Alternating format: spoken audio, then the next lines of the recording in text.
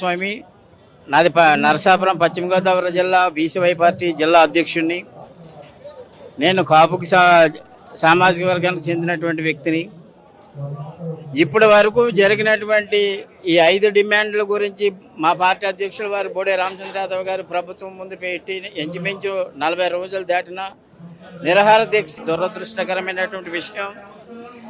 కూటమి ప్రభుత్వం ఇదే ధోరణిలో ఉన్నట్లయితే రేపు భవిష్యత్తులో తెలుగుదేశం పార్టీ కనుసూపు మేరలో కనిపించకుండా బీసీలు తగిన పవన్ కళ్యాణ్ జనసేన పార్టీ కూడా ఈవేళ జనసేన పార్టీలో ఉన్నటువంటి కాపు సోదరులందరూ కూడా తండోపతండాలుగా వచ్చి రామచంద్ర యాదవ్ గారికి తెలుపుతున్న కులాల్లో బీసీల తర్వాతగా కాపులే ఎక్కువ మంది వచ్చి ఇక్కడ సంఘీభావం చెప్తున్నారు.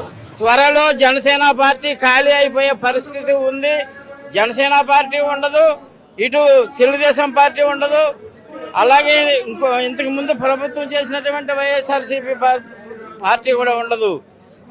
మేము ఇప్పుడు కాపులందరూ ఒకే నిర్ణయం మీదకి వచ్చారు. గతంలో వంగవీటి మోహన్ రంగా గారిని మనం కాపాడుకోలేకపోయాము, ఆమరణ నిరాహార దీక్ష చేసి. ఇప్పుడు మనం కాపులందరూ కలిసి కాపుల గురించి పోరాటం చేస్తున్న ప్రతి విషయంలో కాపుల గురించి పోరాటం చేస్తున్నటువంటి బోడే రామచంద్ర గారు చేస్తున్నటువంటి ఆమరణ నిరాహార దీక్ష నుంచి ఆయన్ని కాపాడుకోవాలన్నటువంటి కంకణంతో కాపులందరూ తండోపతండాలుగా ఈవేళ ఆయన దగ్గరికి వచ్చి మద్దతు ప్రకటిస్తున్నారు.